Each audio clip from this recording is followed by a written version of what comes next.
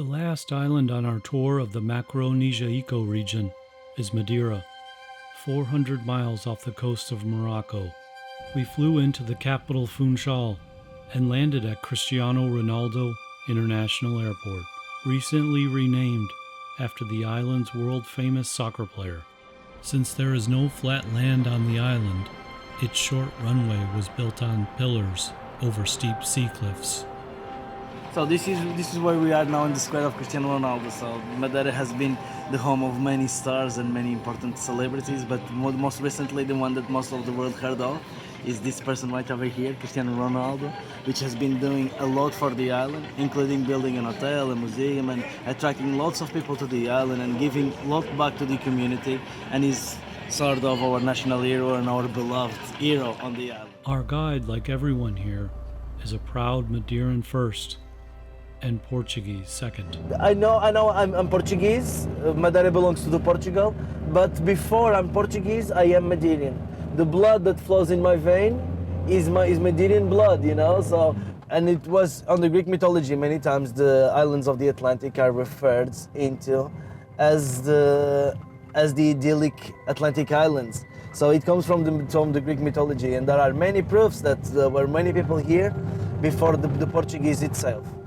Homer was the first to mention the Macaronesian islands in his 8th century BC work, the Odyssey, referring to them as the mythical Isles of the Blessed, or Elysian Fields. But the island's worldwide fame came in 1419, when the Madeira archipelago became the first territorial discovery of the age of exploration. Christopher Columbus even moved here to hone his navigational skills prior to sailing to the New World, and 2019 marks Madeira's 6th century since its formal discovery. Has been occupied by the Portuguese from 600 years now, but many people knew about these islands before the Portuguese. There are records of these islands from charts from the 10th century, the 13th century, 14th, 15th century, even before the Portuguese ever set foot here. The island was completely deserted until the first time that the Portuguese arrived, and only became important for the Portuguese when the trade ports on the north coast of Africa were being fought to get conquered by the Portuguese and the Spanish at the same time, and this could be a safe port for the troops to stop, refill, and refresh with fresh water, fresh fruit, stops to rest in order to get back to battle. So this Funchal became the capital city of the island, as the bigger bay could support more and more ships for all the trade that was being done. This became the most important port on the 16th, 17th and 18th century, because all the ships departing firstly to Africa, then to India, later on to all the New World, Brazil and America, were all stopping here on the way in and on the way back from and to Europe. Is that it? Yeah, this is it. So the guys come on the back to steer it. You see, they come on to steer it. This was once the first public mean of transportation of Madeira, for helping down to move the people that will live all the way up here, as most of the hotels and rehabilitation hotels were all the way up here in Monte as well. When people needed to go down to Funchal very quickly, they will just slide down to one of these hills in one of those wicker baskets.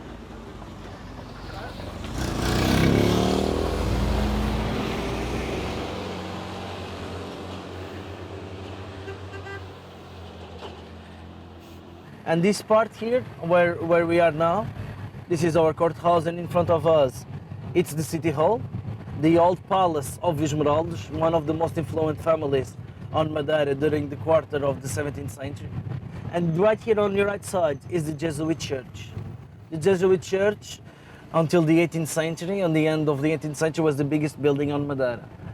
One of the world's most historic and legendary hotels is also here, Reed's Palace. First opened in 1891. Its guests have included kings and queens, princesses, writers, and others. Winston Churchill came here in 1950 to rest, paint, and work on his books. While here, he surprised everyone by humorlessly assuming the duties of a waiter and pouring a vintage bottle of 1792 Madeira wine to his guests. Madeira wine dates back to the age of exploration, when grapevines were brought here from Greece in the 15th century. Their wine became hugely popular worldwide, as Madeira became the center of the transatlantic trade. Ships provisioned here after leaving Europe on the way to the New World.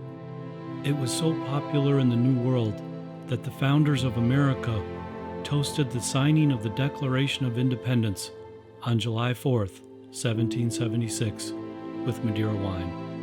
Thomas Jefferson even attempted to grow the beloved vine in Monticello, and George Washington, a daily connoisseur, ordered a toast with Madeira wine for his, the nation's first, presidential inauguration. You see these vineyards, guys? In this vineyard, guys, you don't do anything with machinery. Everything needs to be done by hand. Tudo bem? Hello. Hello. My uncle Josiah. This is the famous levadas. Now the water comes from the north of Madeira. Then we put the water by irrigation, not. It's not automatic irrigation. Not irrigation. It's done one line at a time. Working on these fields, it's a full-time job.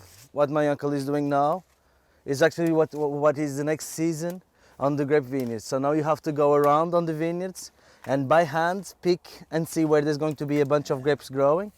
As you can see right over here, there's going to be a bunch of grapes that will be growing, yeah? So you need to remove the leaves from around it so you can get sun and get better ripened. And for the Madeira wine, you need to use very ripened grapes so you can have a big level of sugar and produce a better alcohol for the drink. This is all tied by hand.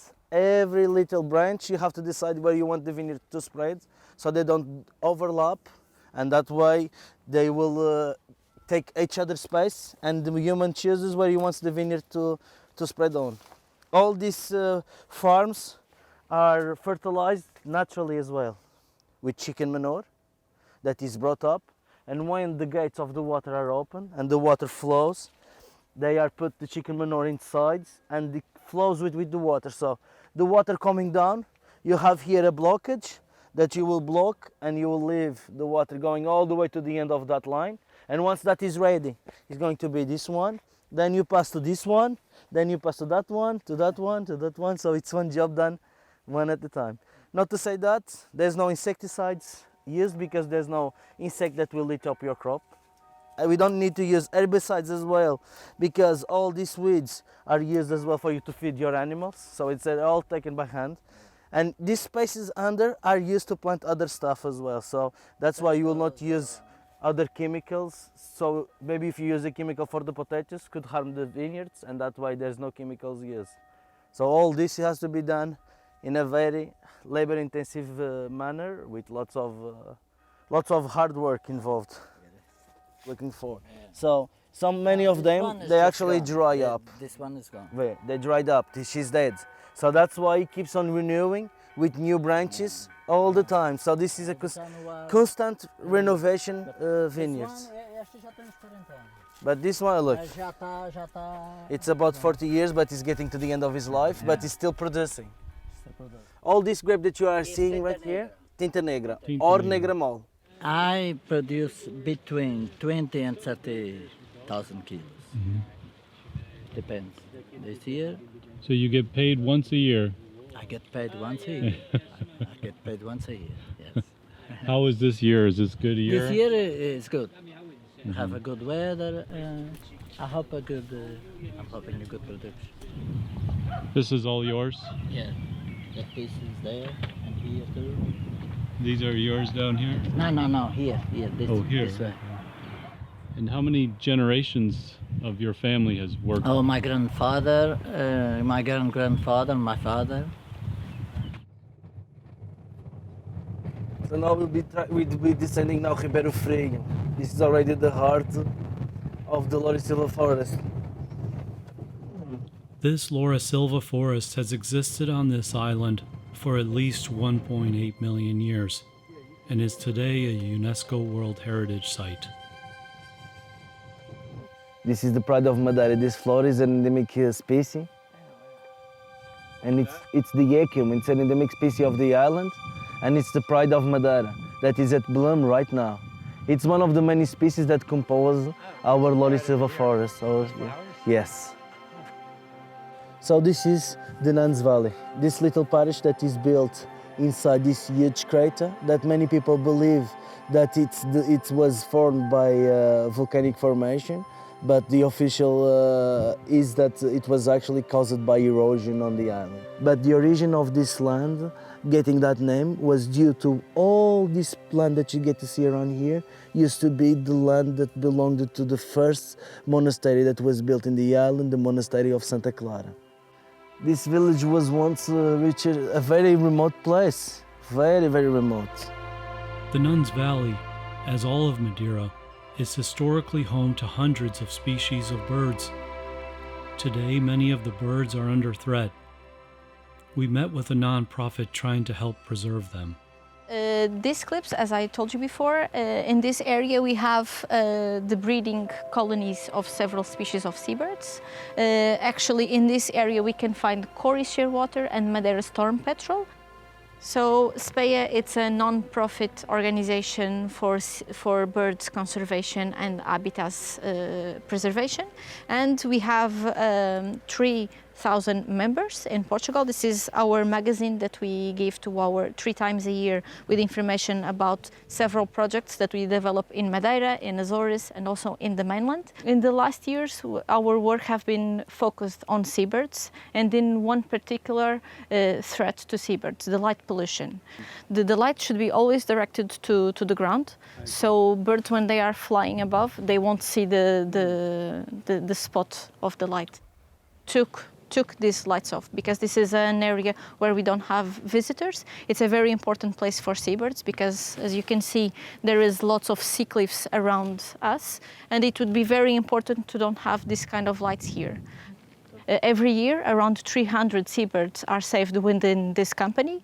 Our main funding is from European projects, but sometimes we face some problems because we don't have regional donors that can help us to maintain our mission, that is to preserve the population of birds, their habitats, but also an important work with the children with environmental awareness.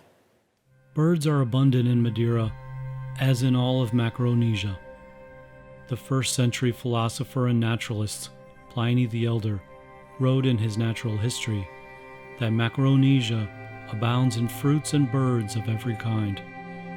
Another 1st century writer, the Greek historian Plutarch, also described a bountiful Macaronesia as islands in the Atlantic off the coast of Africa, where the air is never extreme, which of itself and without labor bears all pleasant fruits to their happy dwellers.